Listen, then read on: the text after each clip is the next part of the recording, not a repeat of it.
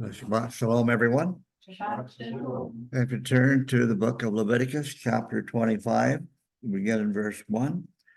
And the Torah portion is called Bahar, which literally means on or in the mount.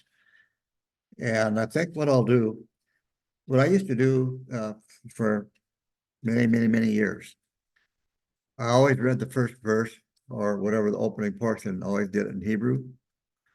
And I think I'll open this one up and be verse 1 and verse 2 in Hebrew, then we'll read it in English. So the Torah portion is called Bahar. Some of the words you'll hear, you will recognize. So, Vayedaber Yahweh el Moshe Bahar Sinai lemor daber el bnei Yisrael. V'amarta alahem kitabuo el haaretz asher ani noten lachem v'shavita haaretz Shabbat la Yahweh. And Yahweh spoke unto Moshe in the Mount Sinai, saying, Speak unto the children of Israel, say unto them, when you come into the land which I give you, then shall the land keep a Sabbath unto Yahweh. So what's supposed to keep a Sabbath unto Yahweh? And who's in charge of the land? The people. Okay, this is talking about especially the land of Israel. And there are many farmers and ranchers there that do that. Not all of them, but they do. When it comes to that Shemitah year, they keep that land a Sabbath, give that land a rest. So Bahar, literally on the mount or in the mount, is the word Bihar. Let's go ahead and start in verse 2 and read down to verse 7 or so. Speak unto the children of Israel, say unto them, when you come into the land which I give you, then shall the land keep a Sabbath unto Yahweh.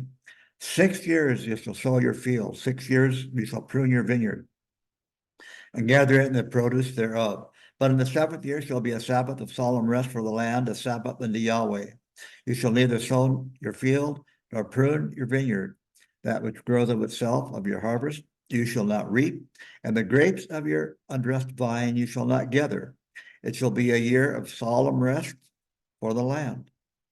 And the Sabbath produce of the land shall be food for you and for your servant, and for your maid, for your hired servant, and for the settler by your side that sojourns with you, and for your cattle, and for the beasts that are in the land, shall all the increase thereof be for food. So that begins our Torah portion for today.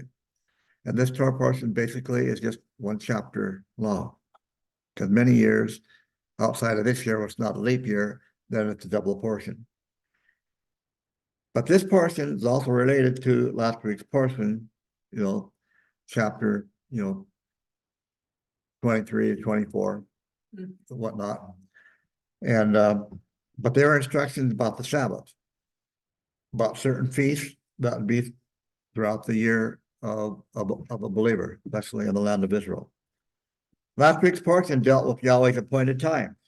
First, there was the building block of everyday living and of all the feasts called Shabbat, the Sabbath, a rest. Then at the beginning of the spiritual year of Nisan or Aviv, on the 14th of Nisan is the Passover. Next day, 15th, Feast of Unleavened Bread, Hakamatza. That feast goes on for 7 days.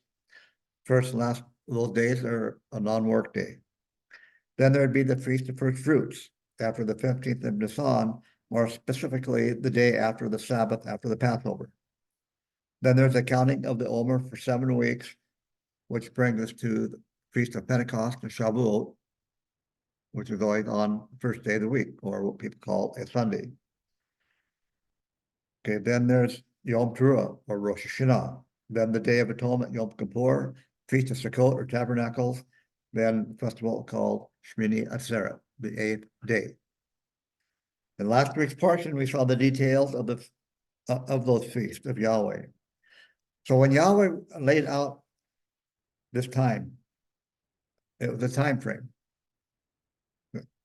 for how you walked out the week, the day, and the year. When Yahweh laid out that time frame, it's pretty straightforward. However, back in Yeshua's day, there were disagreements about how to keep the Passover, when to count the Omer. And today, the Jewish world still follows same thing they did back then. They basically don't celebrate Passover per se, even though they call it Passover, celebrate Feast of Unleavened Bread. But there are 3 festivals in that week: Passover, unleavened bread, first fruits of the barley harvest. Anyway, Yeshua rebuked these guys and showed them the correct way.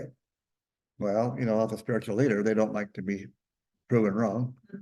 So what are they going to do? They're going to more than just get mad at you. And if you get after them long enough, they're going to do something else besides, they want to put you away, literally or physically.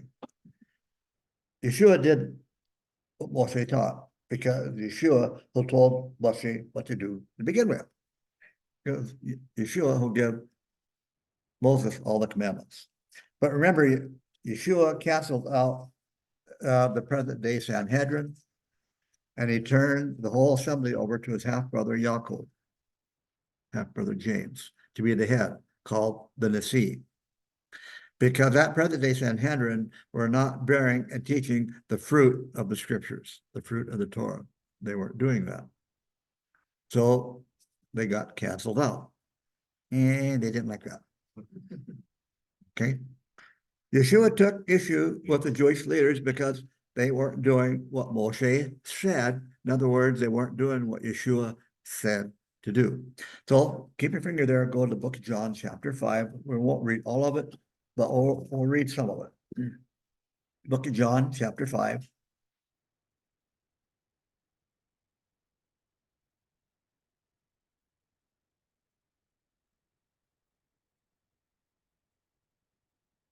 And we will start with verse 1, and we'll read down a little ways. After these things was the feast of the Judeans, and Yeshua went up to Jerusalem, and was there in Jerusalem one place for immersions, which is called in Hebrew Beit Chesed, and it had in it 5 porches. Okay, now what's important here, we're going to kind of work our way back. 5 porches is symbolic of the 5 books of Torah. Now we'll back up a little bit more, which is called in Hebrew Beit Chesed. That's called the house of mercy. Okay, that's called the house of mercy, and the house of mercy contains the 5 books of Torah. I can go on for quite a bit, but let's verse 3. And many people were lying at these, who were sick and blind and lame and withered, and they were waiting for the movement of the water. For an angel from time to time descended to that place for washing and moved the water. And whoever descended first after the movement of the water was healed of every pain that he had. And there was there one man who was in sickness 38 years. A little older than I am. Well, Yeshua saw this man who was lying there and knew that he had this sickness a long time. And he said to him, "Do you want to be healed?" The sick man answered and said, "Yes, my Adon, but I have no one to place me in the immersion when the water is moved. But before I can come, either another descends before me." Yeshua said to him, "Rise, take up your pallet and walk." And immediately the man was healed. And he rose, took up his pallet and walked, and that day was the Sabbath. And the Judeans were saying that to that one who was healed, "It's the Sabbath. It's not permitted for you to carry your pallet." But he answered, said to them, "He who made me whole said to me, 'Take your pallet and walk.'" And they asked him, "Well, who is this man who told you to take up your pallet and walk?" And he who was healed did not know who he was, for Yeshua had withdrawn from him because of the large crowd that was in that place. After a while, Yeshua found him in the temple and said to him, "Behold, you are whole. Do not sin again, unless something that is worse than the first should happen to you." And that man went and told the Judeans that Yeshua was the one who had healed him. And because of this, the Judeans were persecuting Yeshua and seeking to kill him because he had done these things on the Sabbath. Okay? But Yeshua said to them, my Father works until now, I also work. And because of this, the Judeans all the more sought to kill him, not only because he had loosed the Sabbath, but also because he had spoken about Eloah, and that he was his father and made himself equal with Eloah. Okay, so let's stop for a moment. You try to correct a spiritual leader, and if they're on the upper echelons of that spiritual ladder, you think they got offended a little bit? The Bible said they got really offended, enough to want to kill this guy. He broke the taboo. The Sabbath, Bible says that to do good on the Sabbath is a good thing. If your ox falls in the ditch on the Sabbath and you're walking, going to synagogue or whatever, and you see that animal in trouble, you're to help that animal. Help that person. Don't matter. And these guys did not like that because he broke the law. What law? Man's law. Didn't break God's law. Yeshua said, answered them, truly, truly, I say to you that the Son is not able to do anything from himself, but what he sees the Father do, that he does. For the thing that the Father does, those things also the Son does likewise. Okay, now let's skip down to verse 45, John chapter 5. I encourage you to read the rest of it because he's rebuking these spiritual leaders. So let's sum up what's supposed to be done. Verse 45. Yeshua says, do you think that I will accuse you before the Father? There is one who will accuse you. It's Moshe in whom you trust. For if you truly trusted in Moshe, you would also trust in me, because Moshe wrote concerning me. And if you do not trust the writings of Moses, then how will you believe my words? We've got the same problem today. No different. You go tell the spiritual leaders of whatever church or synagogue, first thing they're going to want to do is ostracize you. If you keep up, they're going to want to kill you too. And if they have to hire someone to do it. Spread rumors about you, tell lies about you. They're going to do everything they can to diminish who you are. That's why we who teach like I do are always in trouble.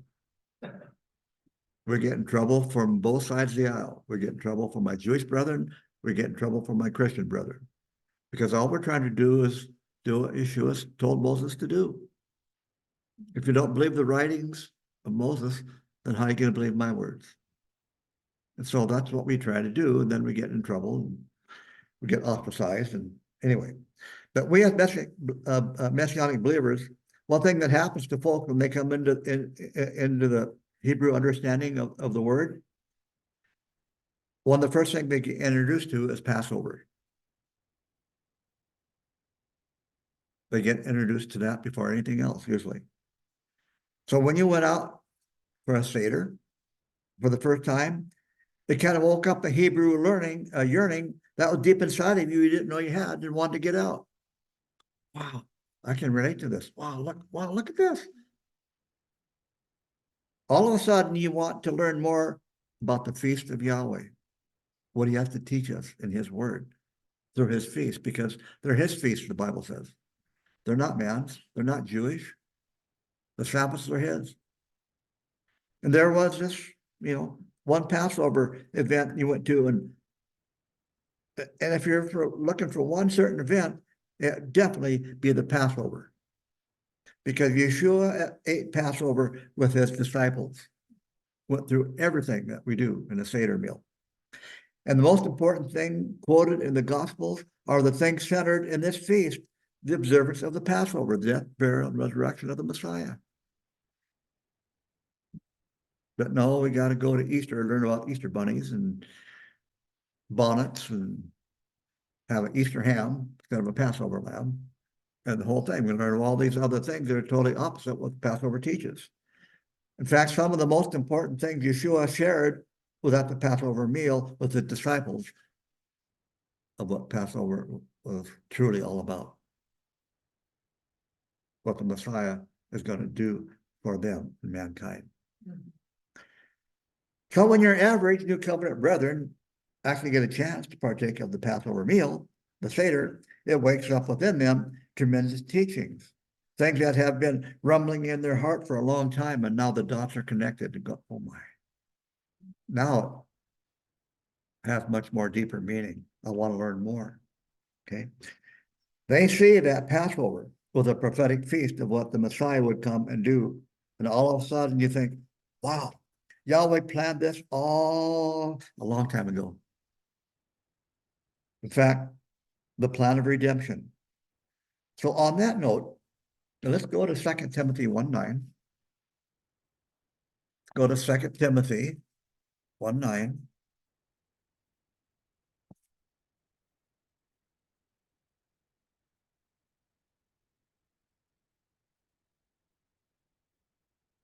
Second Timothy chapter 1, verse 9.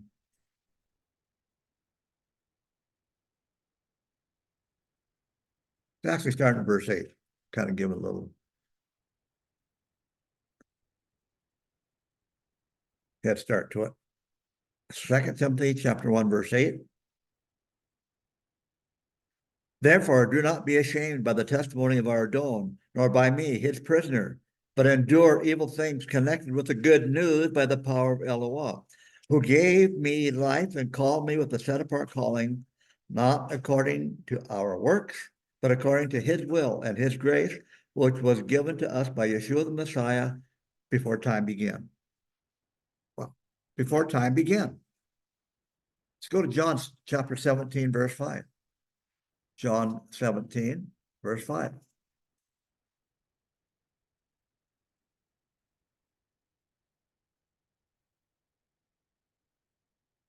John chapter 17, verse 5.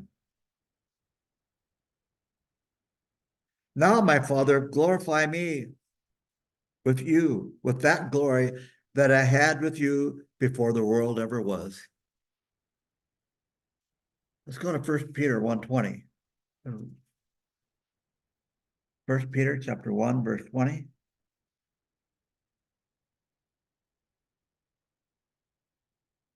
Let's start verse 19. 1 Peter 1, verse 19 and 20. But with the precious blood of the Lamb, in whom there is no spot or blemish, who is the Messiah, who was previously appointed to this from before the foundation of the world was ever manifested at the end of the age for you. That's where we're at right now, at the end of the age. So we see all this stuff was planned before there ever was a let there be. Okay. So all that makes sense? Okay. So the people see when they take Passover, it's a prophetic feast of what the Messiah would come and do and suffer for all. That's just Passover. That's just Passover.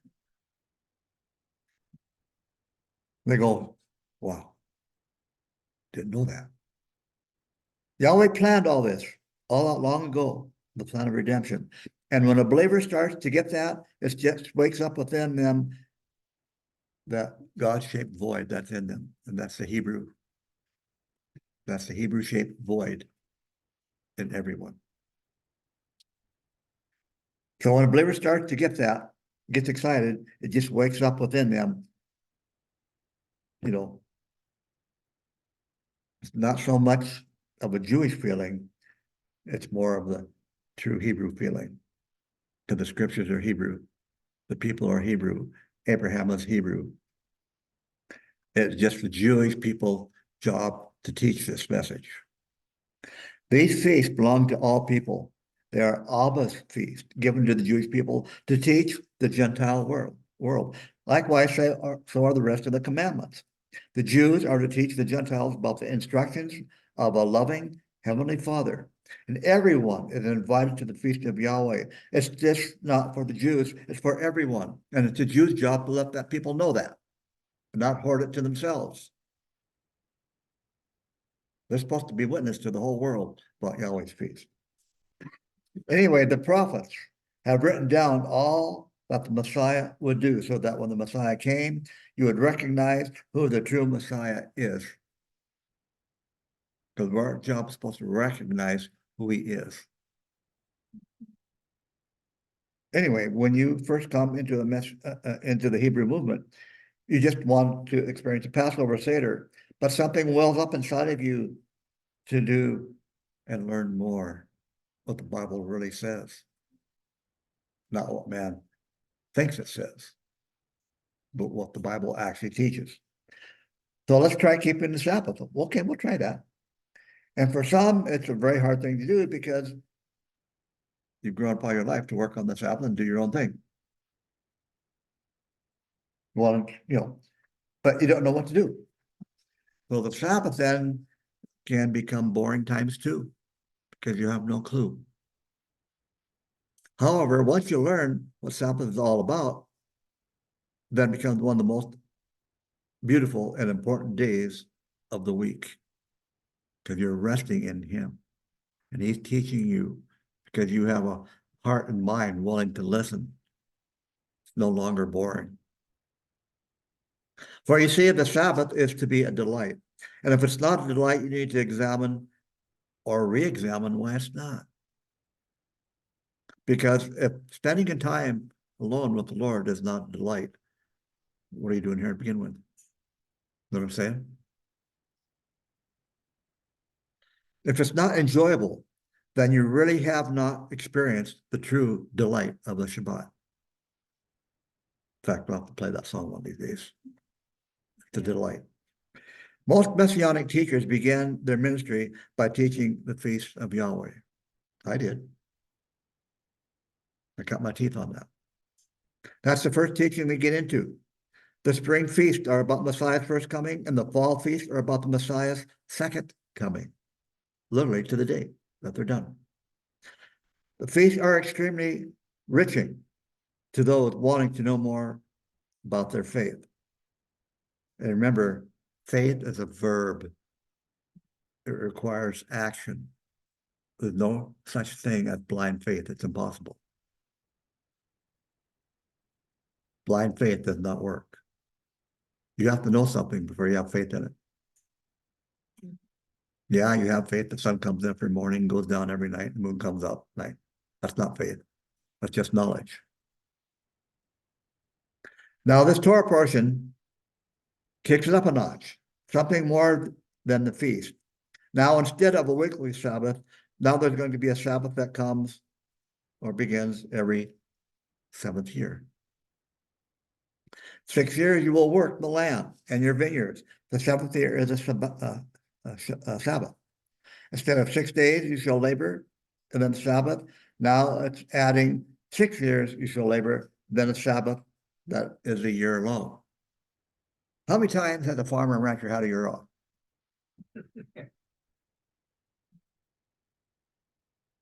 In this country, none.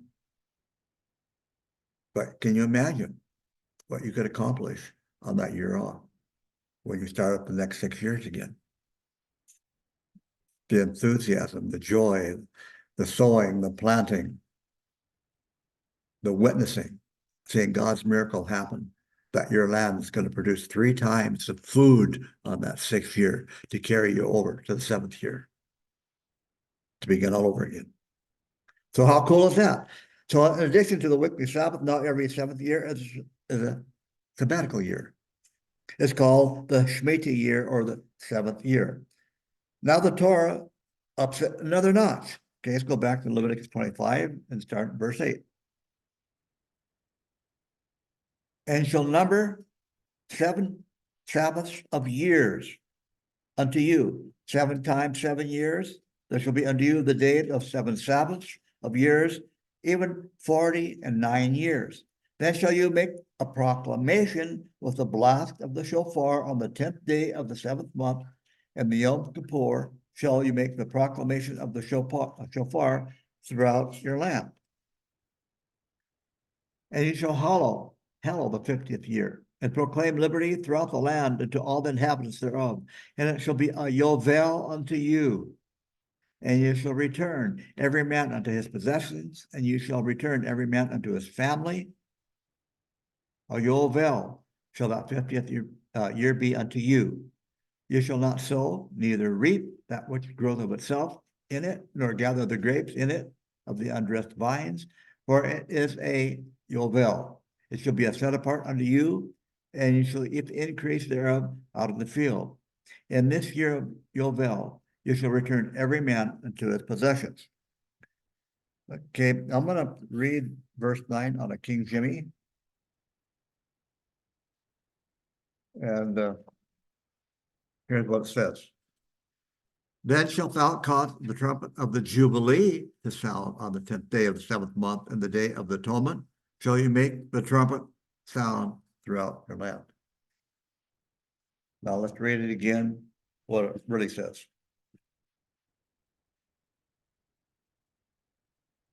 Then you shall make a proclamation with the blast of the shofar on the 10th day of the 7th month, and the Yom Kippur you shall make a proclamation with the shofar throughout your land.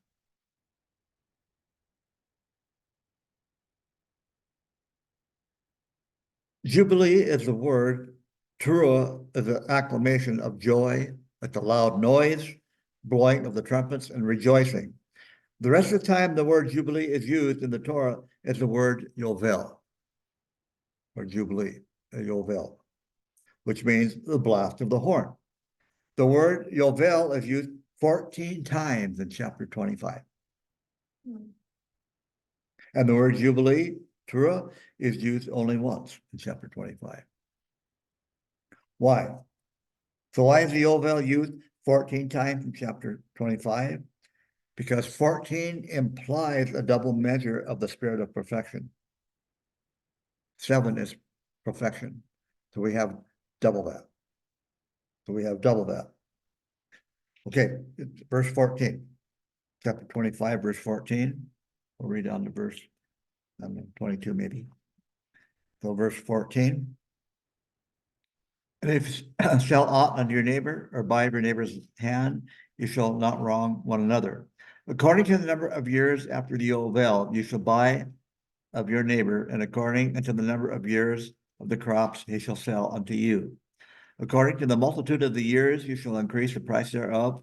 According to the fewness of the years, you shall diminish the price of it, for the number of crops that he sell unto you. And you shall not wrong one another, but you shall fear Yahweh your Elohim, for I am Yahweh your Elohim. Wherefore you shall do my statutes, keep my ordinances, and do them, and you shall dwell in the land in safety. And the land shall yield her fruit, and you shall eat until you have enough, and dwell there in safety. And if you shall say, what shall we eat the 7th year? Behold, we may not sow nor gather in your increase. Then I will command my blessings upon you in the 6th year, and it shall bring forth produce for 3 years. So if you average 30 bushel the acre to your crop that year, you're going to get 90, guaranteed. If your normal yields 50, well, do the math. If your normal bushels as 100 bushels, you're going to have a 300 bushel crop, 300 bushel acre crop. You're going to have a different combine. Either that, or instead of cutting a full 30, 40 feet, you're going to be cutting 5 feet. So, otherwise your combine will never handle it. Okay, but look at verse 23, very close. And the land shall not be sold in perpetuity, for the land is mine. For you are strangers and settlers with me. Wow. Yahweh says the land is mine. For you are strangers. You're sojourners. You're settlers with me.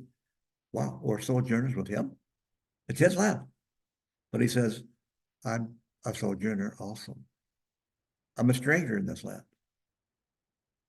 Yahweh says that we are all foreigners in this world with him. We are all foreigners in this world with him. Are we not? All we gotta do is look at the riots taking place, how they hate Israel. You definitely are a foreigner in this world. As long as we are in this world, we are like wayfarers, spending the night, if you will. By keeping the Torah with a circumcised heart, we become residents with Yahweh Elohim in the world to come. And the devil do not like it. Pardon my English. He's making that known right now. He's going to do everything he can to thwart the second coming of our Messiah. Going to make the whole world hate it. And anything that has to do with it. And you and I have something to do with it. Therefore, he does not like you either, or me.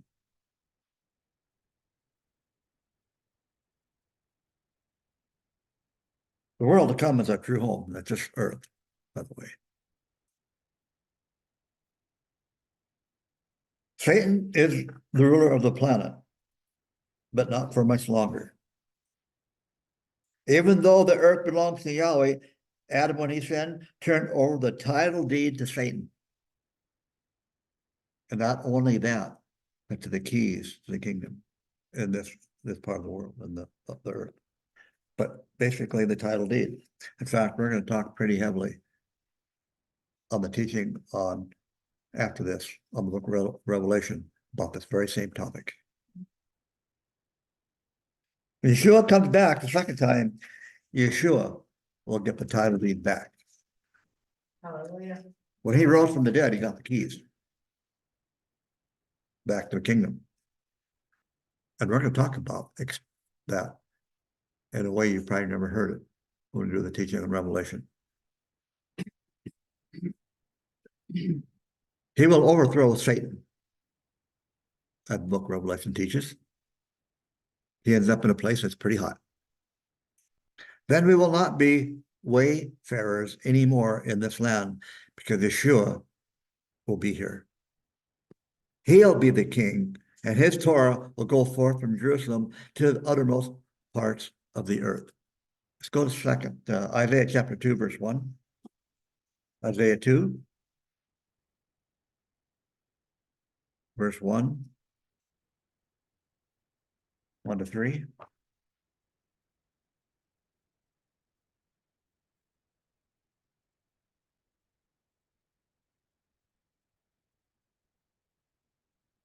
Isaiah chapter 2, verse 1. The word of Yeshayahu, the son of Amos, saw concerning Yehuda and Yerushalayim. And it shall come to pass in the end of days that the mountain of Yahweh's house shall be established at the top of the mountains, shall be exalted above the hills, and all nations shall flow unto it. And many people shall go and say, Come you, let us go up to the mountain of Yahweh, to the house of Elohim of Yaakov, and he will teach us of his ways, and we will walk in his paths. For out of the young shall go forth the Torah and the word of Yahweh from Jerusalem. Notice what it didn't say. It did not say in the last days, for out of Christianity shall go forth the New Testament. It doesn't. It didn't say that. For out of Zion shall go forth the Torah and the word of Yahweh from Jerusalem. There's other places that say that too. Back Micah 4:2 will say that. Okay, so let's go back to, let me see, what do I'm going to skip down a few things.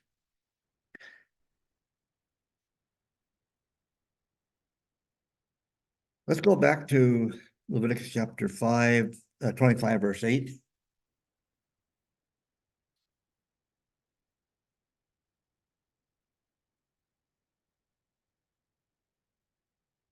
You shall number 7 Sabbaths of years unto you. 7 times 7 years, and there shall be unto you the days of 7 Sabbaths of years, even 49 years. There's a very important reason why the land is to rest every 7th year. Go to verse 17. And you shall not wrong one another, but you shall fear your Elohim, for I am Yahweh, your Elohim. Let's, the verses in between, just a quick note on that. Usually I'll do extensive teaching.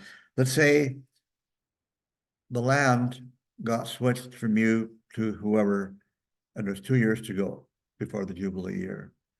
And according to these verses, then there's only 2 years of crop to pay back, whatever. If it began at the very first year of the Jubilee year, then that's a whole different story. But Yahweh wants us to count 7 sets so that every 50th year is a Sabbath also. So you have 7 sets of 7 plus 1 year equals 50 years, a jubilee, or what's called a Yovel year. Every 50 years will be a Yovel year. This is done so that in every generation, there is a major event that happens in your life. A major event spiritually that happens in your life to see how Yahweh works. Maybe you never experienced anything that Yahweh done, but all of a sudden you see that 6th year and you got this triple amount of, can you imagine a grapevine producing triple?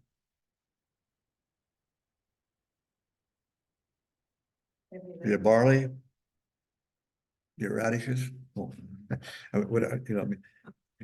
So if you lived at least until 50 years old, some time in that 50-year period, there's going to be a major event that will happen in your life, and everybody gets to experience it. There would be a jubilee or a yovel sometime in your life, and as a result, this jubilee, if you got scattered into the land, you got to come back to the original tribal land that your fathers had. If you had sold yourself because of your indebtedness, you would become free on that 50th year. The land returned back to you. In fact, all debt was forgiven. Everyone got a clean slate. Got over the next 50 years with. So you're going to be a good steward of the land this time? You're going to be a good steward of the possessions that God gave you in business, etc. So wouldn't it be great if the United States operated that way today? It'd be great to have a jubilee year come along and all of your debts would be forgiven. In other words, in every generation, the family would be freed from debt. You got to go back to the original land of your ancestors. Oh my goodness sakes.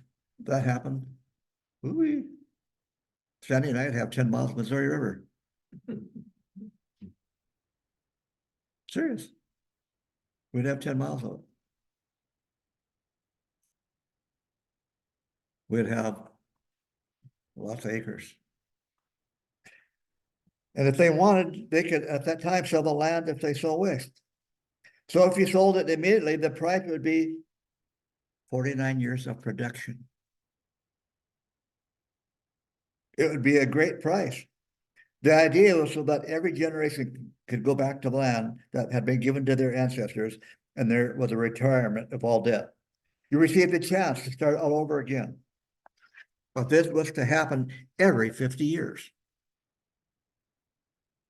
If you live to a ripe old age, you might even see 2 jubilees. It's a very interesting commandment. Not only was Leviticus 23 speaking of future events, today's Torah portion is also speaking of future events. You see, the Yovel or Jubilee is a prophetic picture of when Messiah returns physically to Jerusalem. So let's read verse 9 again, Leviticus 25, verse 9. Then shall you make proclamation with the blast of the shofar on the 10th day of the 7th month. In the Yom Kippur shall you make a proclamation with the shofar throughout all of your land. Go to Zechariah chapter 14, verse 1. Zechariah 14.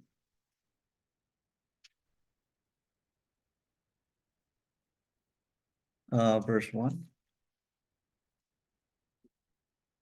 We'll read down to verse 4. So Zechariah chapter 14, verse 1.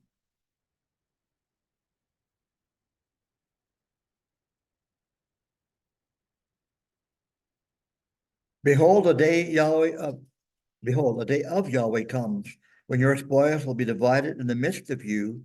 For I will gather all nations against Jerusalem to battle, and the city shall be taken, and the houses rifled and women ravished, and half of the city shall go forth into captivity, but the residue of the people shall not be cut off from the city. Then shall Yahweh go forth and fight against those nations, as when he fights in the day of battle. And his feet shall stand in that day upon the Mount of Olives, which is before Jerusalem on the east, and the Mount of Olives shall cleft in the midst thereof, toward the east and toward the west, so that shall be a very great valley, and half of the mountain shall remove toward the north, and half of it towards the south. Now let's go to Joel chapter 2, verse 15. Joel chapter 2, verses 15 to 17. By the way, the book of Joel, everything is a chronological sequence of events, but we're just going to read verse 15 to 17.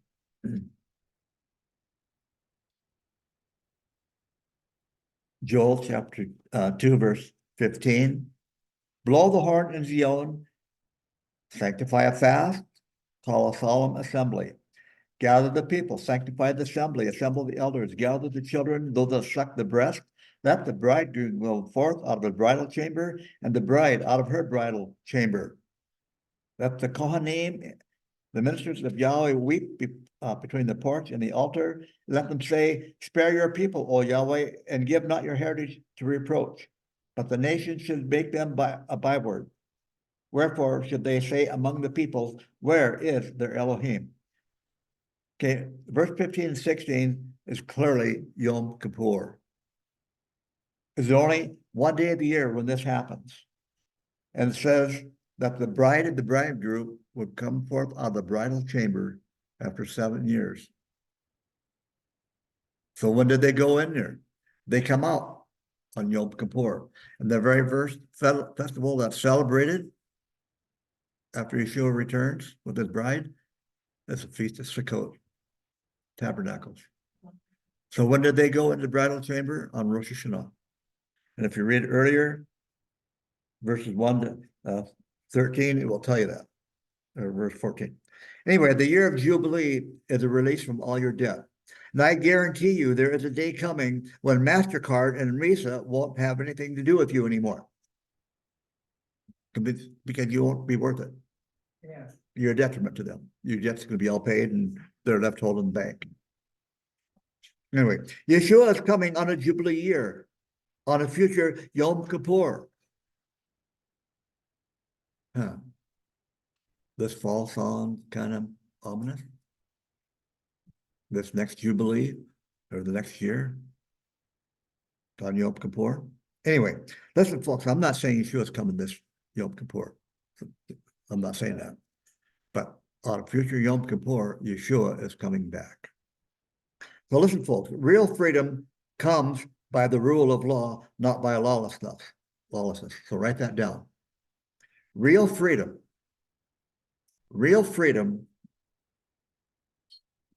comes by the rule of law.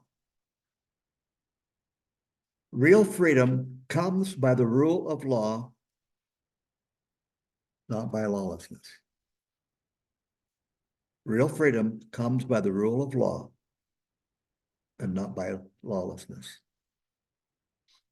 So real freedom comes by the rule of Torah, not Torahlessness.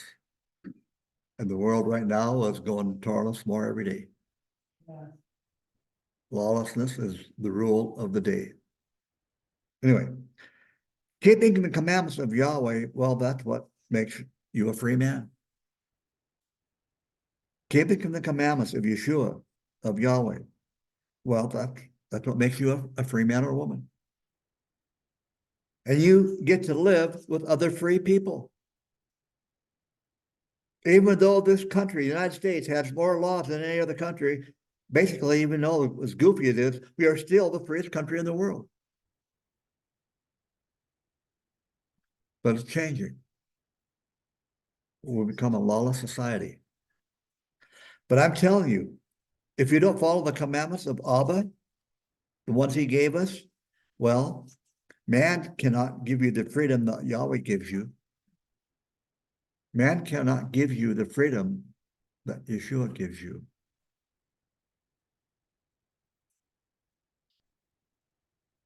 You will still be indebted to another man under man's rule. Yahweh can make you so that you are indebted to no one. He can make you so that you're indebted to no one. So why did Yahweh say, 6 years shall you labor, but on the 7th day you shall let the land rest? The answer we just read, Leviticus, 25, 18 to 22. As you sow the 8th year and eat of the produce, the old store, till the 9th, till the 9th year, until their produce come, then you shall eat the old store. And the land shall not be sold in perpetuity, for the land is mine. However, you are strangers and settlers with me. See, in the 6th year, Yahweh says, if you do this, I will give you 3 crops in the 6th year.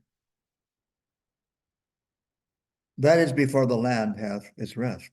So in the 6th year, you'll receive a triple harvest. So what will we eat in the 7th year? Well, that's crop number 2. The first one is for the 6th year, and the second one is for the 7th year, and the third one is for the 8th year, which is the 1st year. Because 8 is new beginnings. So you begin all over again with a crop that's 3 years old. Well, kind of not, well, it won't be 3 years old, but it's going to taste just as good if it was just harvested yesterday. You just don't plant a crop next week and eat of it, right? It takes time because you got to work the ground. Those buggers, the weeds, those crazy little things. You got to get rid of them. You got to get the ground ready to sow. So it's going to be a little while. So 3 years later, you're going to have a crop, basically. In other words, if you received an average of 30 bushels per acre, you'd get 90 bushels in the 6th year. So that would have, plenty of time to eat, plenty of time to sow when you start counting the next set of 7 years. So just think, the people who worked the land, not only did they get the weekly vacation, they get the feast days off, they also got a 1-year vacation every 7 years. Sounds like a good job I'd like. How about telling your boss that, hey, boss, I get a whole year off every 7 years, once every 7 years. I don't think so. You want to work here after that? Listen, folks, this would keep more people in the land than in the city. What was Satan's job to begin with? The Tower of Babel. What was Satan's job? To get people off the land and into the city so he could control them. Hear confessions, control them. Oh, there's Susie, you little Johnny, you did that. Shame on you. Now I got something over you. Oh, Jack, you stole. Oh, we got that over you. Satan's job is to get people off the land into the cities. Like today. That way you can control them. Why do you think the farm program began years ago? It was actually to get the farmers and ranchers off the land into the cities. Still that way today. Oh yeah, they give you incentives to do this and do that and help improve your land. Meanwhile, machinery costs. I can't even count that high. That combine costs how much? Oh, that swather, oh my goodness sakes. What do you mean they got to have an air seeder? I didn't have an air seeder 300 years ago. Oh, it's going to be more efficient. Okay, now instead of 4 million in debt, now I'm 10 million in debt. Think about it. If you work the farm program in a way that works for you, do it. I did. I accomplished a lot of things to have my land free. It wasn't easy. Nearly lost it. Anyway, what do you have in the cities? Crime, prostitution, drug problems, all manners of illegal activities. Besides people hating you because you're a Christian.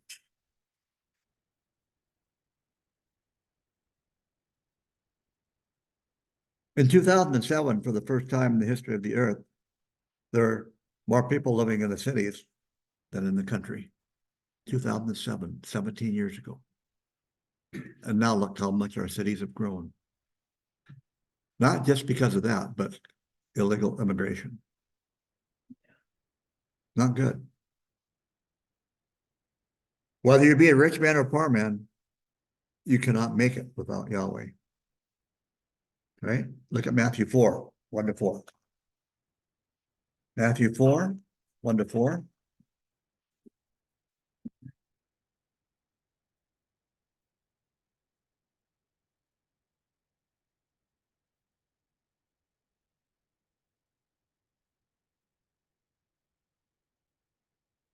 Matthew chapter 4, verses 1 to 4.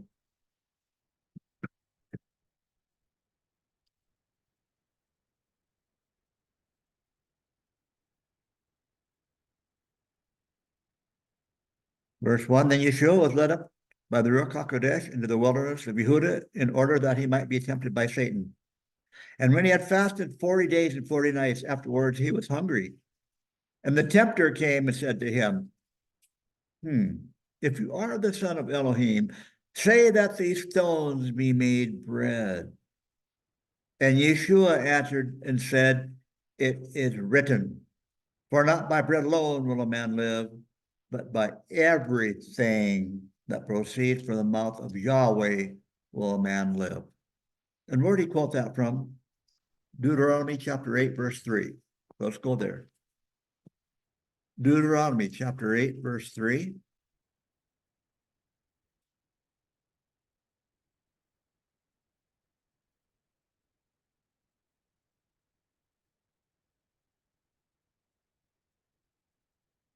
Actually, start in verse 1, give it the context. Deuteronomy chapter 8, verse 1. All the commandments which I command you this day shall you observe to do, that you may live and multiply and go in and possess the land which Yahweh swore unto your fathers. And you shall remember all the way which Yahweh your Elohim has led you these 40 years in the wilderness, that he might afflict you, to prove you, to test you, to know what was in your heart, whether you would keep his commandments or not. And he afflicted you and suffered you to hunger and fed you with manna, which you knew not, neither did your fathers know, that he might make you know that man does not live by bread only, but by everything that proceeds out of the mouth of Yahweh does a man live. Every time Satan tempted him, he quoted the Old Testament, the Torah. Yeshua said, man does not live by bread alone, but by everything that proceeds out of the mouth of Yahweh does a man live. So do our spiritual leaders do today. Hey, that's not true. I tell you, I give you a cloth, you send me $4,000, and you'll be healed, and you'll be fine, and everything will be hunky-dory. Right? But Yeshua comes along and says, you boneheads, not true. You're supposed to live by everything that proceeds out of my mouth. Deuteronomy even said so. Moses said so. He wrote it me. If you don't believe Moses' words, how are you going to believe mine? So, true or not, man's supposed to live by every word that proceeds out of the mouth of Yahweh or not. All we got to say, true or false. Okay. For you see, every 7 years will cause you to trust Yahweh in case you forgot to. I'll say that again.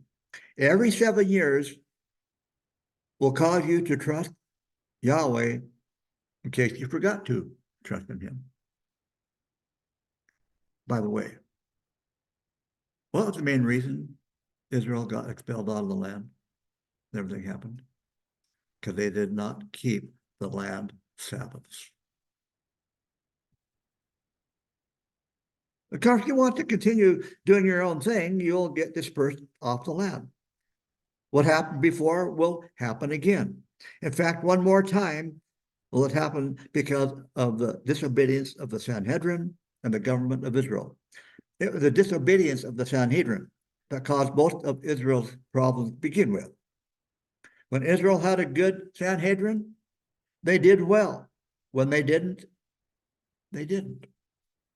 You don't live by bread alone. You don't live by money alone. You live by every word that proceeds out of the mouth of Yahweh, your Elohim.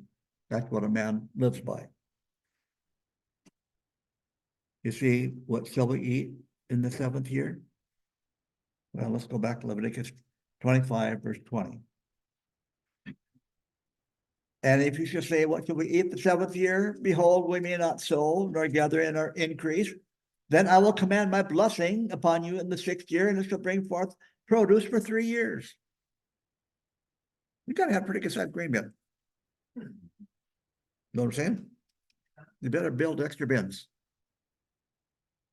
If Yahweh can't solve that problem for you, what you shall eat, then you really need to stop wasting your time with Yahweh, period. That's what he's saying. He said, either you be hot or cold, not somewhere in the middle, lukewarm. You don't need to follow the commandments. If Yahweh isn't going to be true to his word and be a blessing and take care of your family, then why waste your energy on him? Do your own thing. See how it works out for you. You know what I'm saying? Do you trust him or not? You can always tell which God someone swears by which Sabbath they keep, man's or Yahweh's. Are we going to follow what Yahweh says or not? If I went to Israel and told the farmers not to plant anything 7 years from now, or every 7 years, 7 years thereafter, I probably wouldn't want to hear their response, and I'd probably end up in the ocean somewhere or off a cliff. Yahweh says, don't put a crop in and watch what I will do. Man says, oh, we can't do that. We got to put a crop in. Woohoo. Common sense. Yeah, right. Anyway, we know that Yeshua literally set his foot on the Mount of Olives on Yom Kippur on a Jubilee year. So here's a big question. How many people believe in the resurrection of the dead? The Orthodox Jews believe in the resurrection of the dead.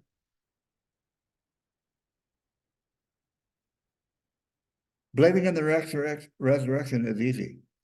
So how come we don't believe him, this thing about the seventh year? See, it's real easy to believe in Messiah, but how many people believe him?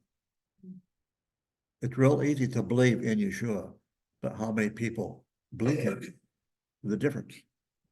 Sabbath rest in the here and now. Why, so why doesn't Israel do this? People are now. There are more and more all the time that are doing this. But I'll tell you why. Because we have choices down here. When you are in the grave, you have no choice about the resurrection. It's going to happen whether you want to or not. Don't matter if you believe in him or not. Because one day, don't matter if you're in heaven or hell, every knee will bow. Okay? It's going to happen whether we like it or not. And because while we are still alive and we have to make choices, we pick and choose which commandments we want to do. We pick and choose which ones we want to do. We will do everything we can until we can't. Then we ask God to help us. I'm sorry. It would be much better to listen to what Yahweh had to say in the first place before we get and did our own thing. Yahweh says, my grace is sufficient for you. If that third year ain't good enough, the 3 crops 1 year is not good enough for you, go join Hamas or something. Do we have a heart to obey our Heavenly Father? Are we even willing to try? Let's look at verse 23, Leviticus 25, verse 23. And the land shall not be sold in perpetuity, for the land is mine, for you're strangers and settlers with me. Let's go to Psalm 24, verse 1. Psalm 24, verse 1.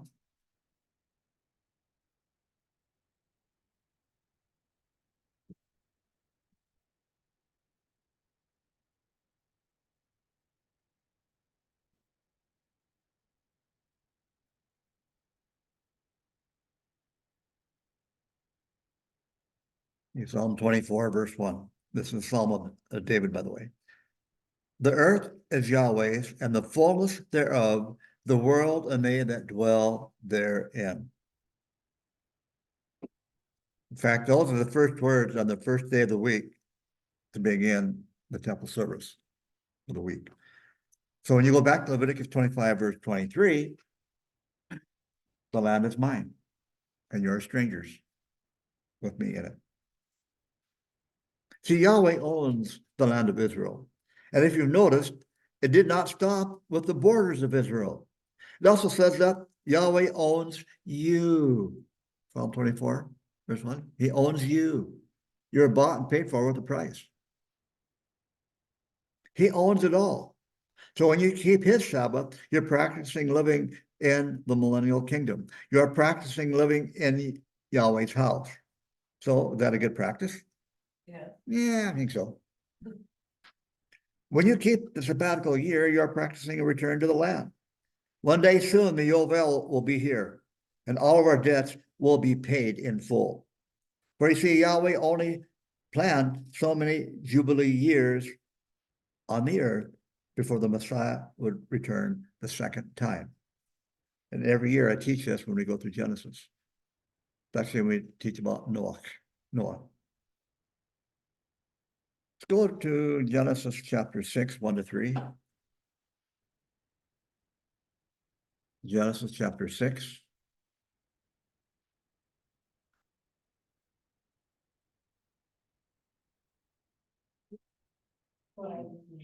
Genesis 6, 1-3.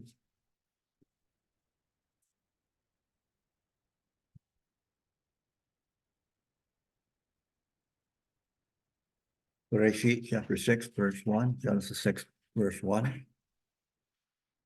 And it came to pass when men began to multiply on the face of the earth, and daughters were born unto them, and the sons of Elohim saw the daughters of men that they were fair, and they took them wives, whomsoever they chose. And Yahweh said, My spirit shall not abide in man forever, for that he also is flesh, therefore shall his days be 120 years. That's not literally 120 years. That's 120 Yovel years. 50 years. He's given there again the 7,000-year plan of God. Those are 120 Yovel years, Jubilee years.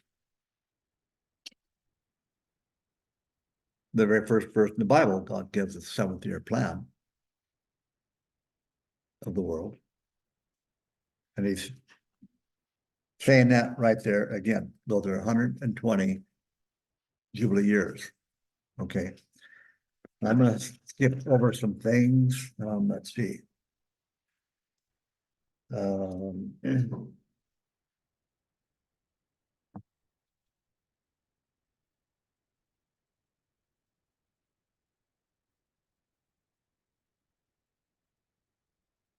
One thing we need to remember, whoever owns the land can put restrictions on it. Yahweh owns the land.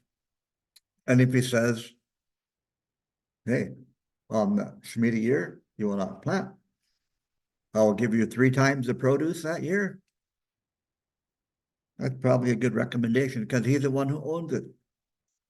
Therefore, he can put restrictions on it, what to do with his land. So 7 sets of 7 years.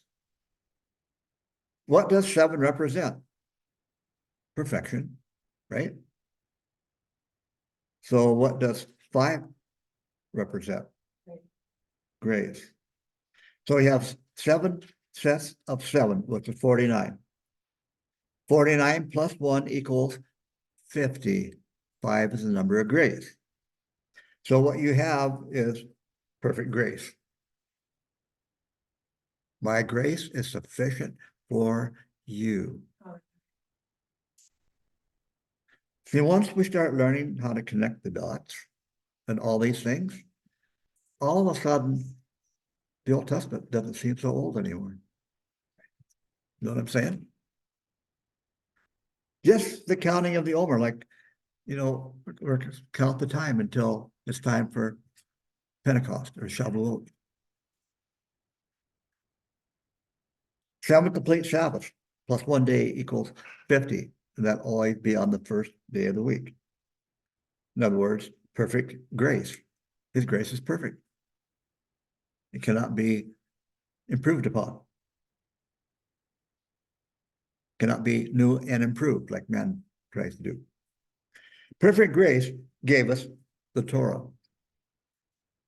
Perfect grace gave us Shabbat.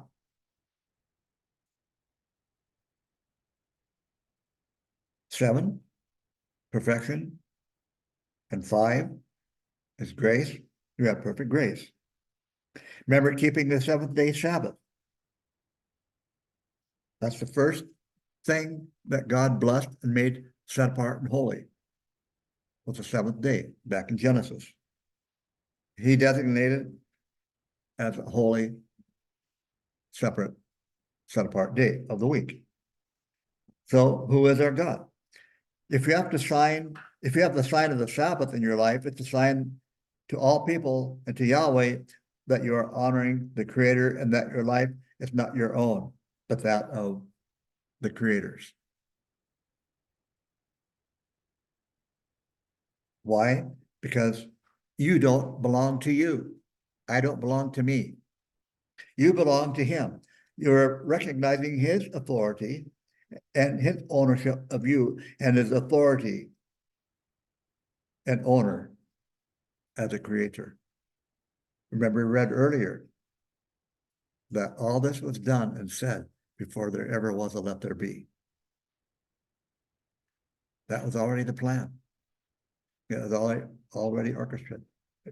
He knew exactly who you're going to be before the world ever was. He knew what your name was going to be. He knew where you're going to be conceived. He knew when you were going to be born. He knew you're going to be sitting here this day, way before the world was ever created. That's how special you are to Him. Because you're sitting here and other people in other places like this. It's because of your heart. You want to know Him more intimately. You want to know His word better. You want to know Him better.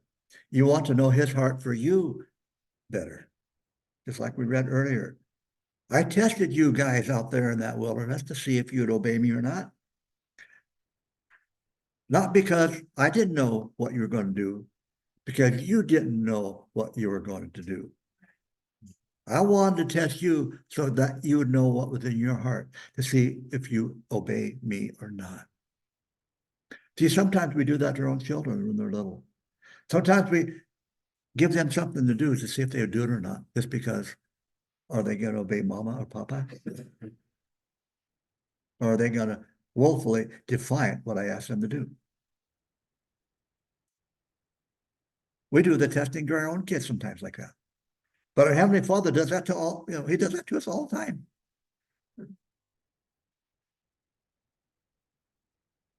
It's only by the grace of God I'm here today, because I don't feel good. Last thing I want to do, Moses had nothing on me. I turned the water red several times a day.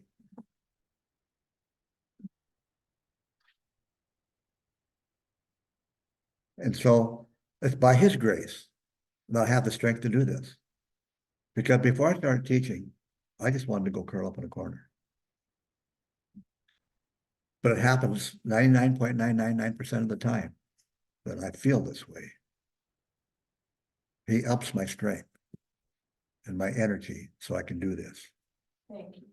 At the end, when I go home, I crash. I don't burn, but I crash. But He gives you what you need to do at the time you need to do it. And when everything you do is centered around Him and His word, guess what? He gives you what you need to do the job. Because I can't take credit for it. He owns the earth. He owns me. He owns you.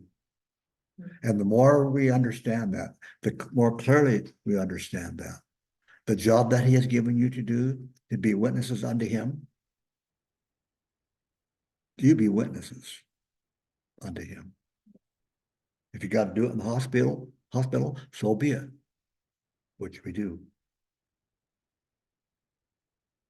No matter where you're at, you're his ambassador. Right. And we need to know, as an ambassador, what the king desires. Okay? Keeping the Sabbath is a sign that you belong to him.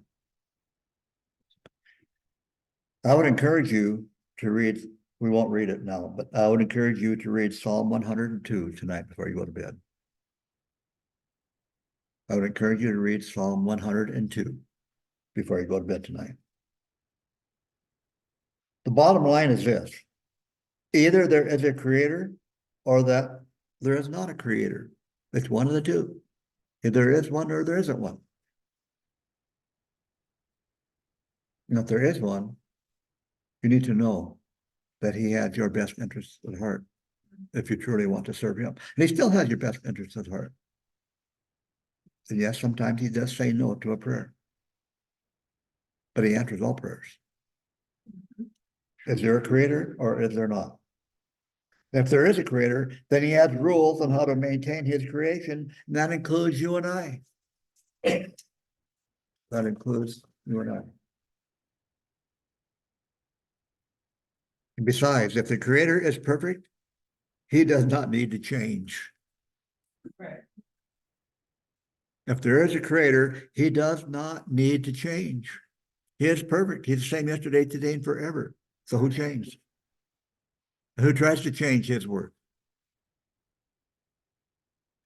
And yes, he is the same yesterday, today, and forever. The problem in this world is this: we don't want to be like God. We want God to be like us.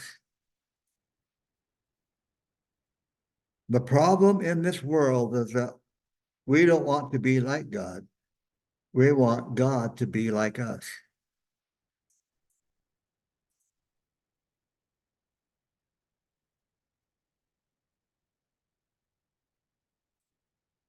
Well, our next problem is that we don't like God being like God.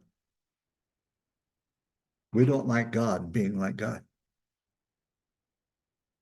So listen, folks, keeping people on the land keeps people out of trouble. And it keeps the land that way. And it keeps the land the way Yahweh says to keep the land from being in trouble. And it keeps foreign powers from taking over your land. See, we have a big problem with God being like God. We have a trouble with him being who he is, because we want him to be like us. And if it feels good to kick him, you kick him.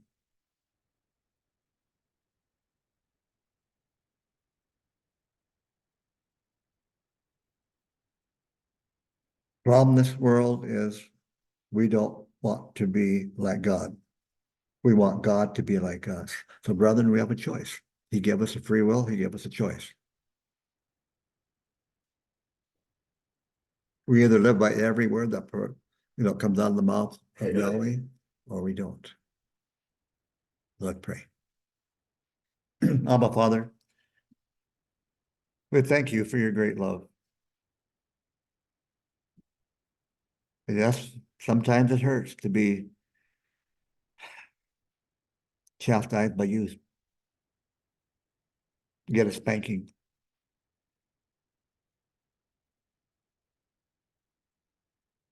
So, Father, I just ask that you'd forgive us, Father, for our inconsistencies with you and your word.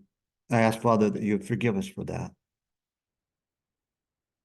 And forgive us as a people not being the ambassador you've called us to be. I ask, Father, that you'd forgive us as a people for not being the people that we're supposed to be, for not being the witnesses that we're supposed to be,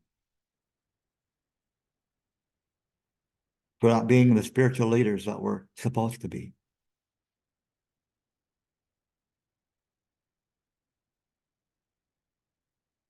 Father, I just ask that you would bless the brethren. Those here, those that want to be here and could not. Those who will see this on YouTube or wherever. I pray, Father, that you would truly bless them with the knowledge that you've already given them, and give them the wisdom on how to use that knowledge. Give them the discernment, Father, that we all desperately need in the times that we're living in. I pray protection for all of us, Father, and our families. We thank you, Father, for everything that you've given us. In the case we haven't thanked you for it, Father, forgive us for not thanking for the things that you've given us.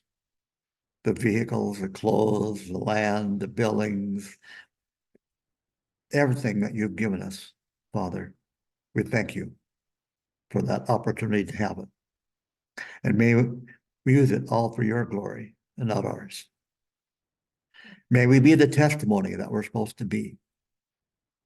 Help us, Father, to share our testimony with others.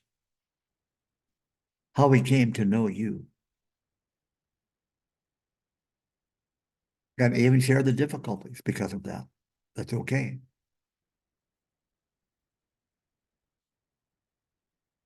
For we know the end result of all this.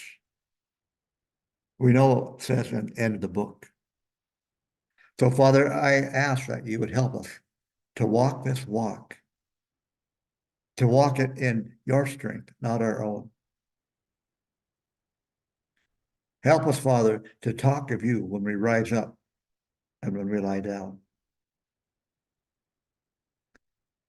Help us, Father, to be that testimony we're supposed to be. And I ask, Father, that you would again meet all the needs of the brethren and give them the desires of their heart. In Yeshua's name I pray. Amen and amen. Amen. The Father bless you all.